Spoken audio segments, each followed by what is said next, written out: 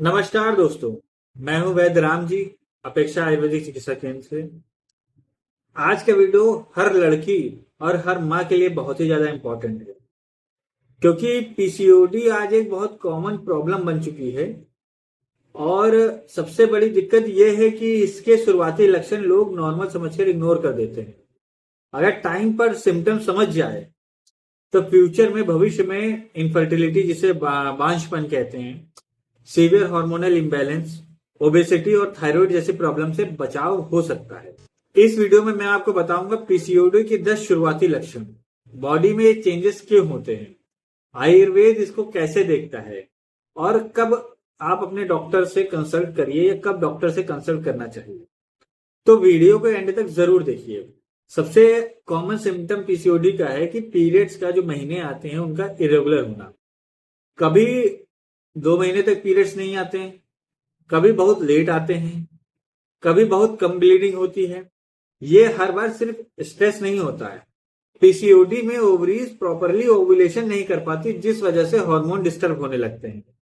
आयुर्वेद के हिसाब से ये आर्तव दृष्टि और कफवात के इम्बैलेंस का साइन माना जाता है। आयुर्वेद के हिसाब से कैसे देखा जाता है, इसका वीडियो मैंने पहले की वीडियोस में डाल दिया है, आप देख सकते हैं लिंक उसको।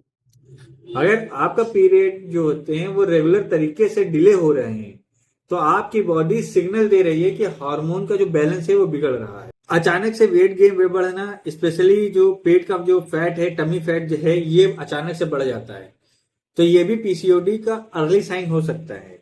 कई लड़कियां कहती हैं मैं ज्यादा खाती भी नहीं हूं फिर भी वेट बढ़ रहा है। रीजन क्या है इसका? इंसुलिन का रेजिस्टेंस। बॉडी शुगर को प्रॉपरली यूज नहीं कर पाती और फैट स्टोर होने लगता है। आयुर्वेद में इसे मेद वृद्धि और स्लो मेटाबॉलिज्म यानी वीक अग्नि से जोड़ा जाता है, रिलेट किया जाता है। अगर टीनेज के बाद भी बार बार चेहरे पे पिंपल्स हो रहे हैं, स्पेशली चिन और जॉलाइन पे, तो ये हार्मोनल एक्ने भी हो सकते हैं। पीसीओडी में मेल हार्मोन यानी एंड्रोजेंस बढ़ने लगते हैं। इसी वजह से oily skin, acne, marks, inflammation, ये सब चीजें बढ़ती हैं। सिर्फ चेहरे पर क्रीम लगाने से इसको जो रूट कॉज है इसका वो सॉल्व नहीं होता। बॉडी के अंदर हार्मोनल इम्बैलेंस को भी समझना जरूरी है। अगर बाल आपके बहुत ज्यादा गिर रहे हैं, कंघी करते वक्त गुच्छे में बाल आपके आ रहे हैं, तो इसे लाइटली मत लीजिए। पीसीओडी में हार्मोन जो है वो आपके स्कैल्प को भी इफेक्ट करते हैं। रिजल्ट क्या होता है? हेयर का कम होना, बालों की जड़ों का कमजोर होना, हेयर का पतला होना, डैंड्रफ बहुत ज्यादा आना। आयुर्वेदा में बालों को अस्थि का धातु और पित्त से रिलेट करके माना गया है। हार्मोनल इम्बैलेंस डायरेक्टली हेयर को और हेयर की हेल्थ को डिस्टर्ब करता है। अपर लिप्स, चिन या चिक्स पर एक्स्ट्रा ग्रोथ होना, ये पीसीओडी का इंपॉर्टेंट साइन है। कई गर्ल्स थ्रेडिंग या वैक्सिंग से मैनेज करती रहती हैं, लेकिन एक्चुअल रीजन हार्मोनल डिस्टरबेंस होता है। ये सिम्टम्स को इस सिम्टम को हर्सुटिज्म बोला जाता है। ये इंडिकेट करता है कि एंड्रोजन इंक्रीज हो रहा है आपकी बॉडी में। अब मुझे कमेंट में जरूर बताएं आपके बॉडी को इनमें से कितने सिम्टम्स हैं। अगर आप किसी फ्रेंड या अपने परिवार के सदस्य में ये साइन देख रहे हैं, तो उनके साथ भी ये वीडियो शेयर करिए। कभी अचानक गुस्सा, कभी एंजाइटी, कभी लो फील करना। हार्मोन सिर्फ पीरियड को इफेक्ट नहीं करता, ये डायरेक्टली ब्रेन के केमिकल को भी इन्फ्लुएंस करता है। पीसीओडी में इमोशनल इंस्टेबिलिटी बहुत कॉमन होती है। आयुर्वेद के हिसाब से वात का इम्बैलेंस माइंड को डिस्टर्ब करता है, इसलिए स्ट्रेस मैनेजमेंट भी ट्रीटमेंट का इंपॉर्टेंट पार्ट होता है। अब देखते हैं गर्दन के पीछे या अंडर आर्म्स में कालापन। ठीक है, तो कई लोग इसे गंदगी समझते हैं, लेकिन ये इंसुलिन रेजिस्टेंट का साइन हो सकता है। मेडिकल लैंग्वेज में इसे अकेंथोसिस नाइग्रिकेंस कहा जाता है।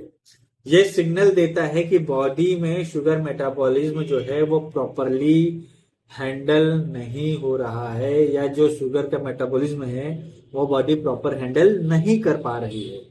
अब बात आते हैं 8वें पॉइंट में, जो है क्रेविंग। बार बार मीठे खाने का मन करना, जंक फूड को लेके चटपटा खाने का क्रेविंग होना, यह भी हार्मोनल इम्बैलेंस से लिंक्ड हो सकता है। इंसुलिन फ्लक्चुएशन की वजह से सडन हंगर, क्रेविंग और ओवर ईटिंग होती है, और फिर वेट और सिम्टम्स और ज्यादा बढ़ने लगता है। ये एक विशेष साइकिल बन जाता है। क्रेविंग होती है, आप जंक फूड खाते हैं, वेट गेन बढ़ता है, और फिर उसके सिम्टम्स, इंसुलिन रेजिस्टेंस और सिम्टम वगैरह बढ़ने लगते हैं। तो इस तरह का एक साइकिल बन जाता है।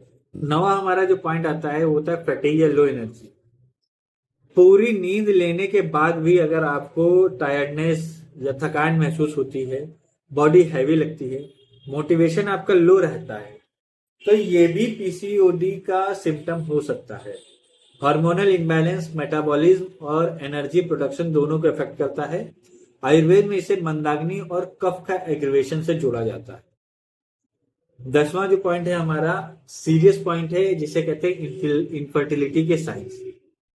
हर पीसीओडी का जो पेशेंट है वो इनफर्टाइल नहीं होता, लेकिन अगर यही चीज लॉन्ग टाइम तक रहती है और ओव्यूलेशन लॉन्ग टाइम तक डिस्टर्ब रहता है, तो कंसीव करने में डिफिकल्टी आ सकती है। अगर पीरियड इरेगुलर है, वेट गेन है, चेहरे पे और एक्ने और फेशियल हेयर है, तो फ्यूचर की फर्टिलिटी को लेकर के इसको इग्नोर मत करिए। अर्ली करेक्शन बहुत ही इंपॉर्टेंट हो सकता है ऐसे केसेस में।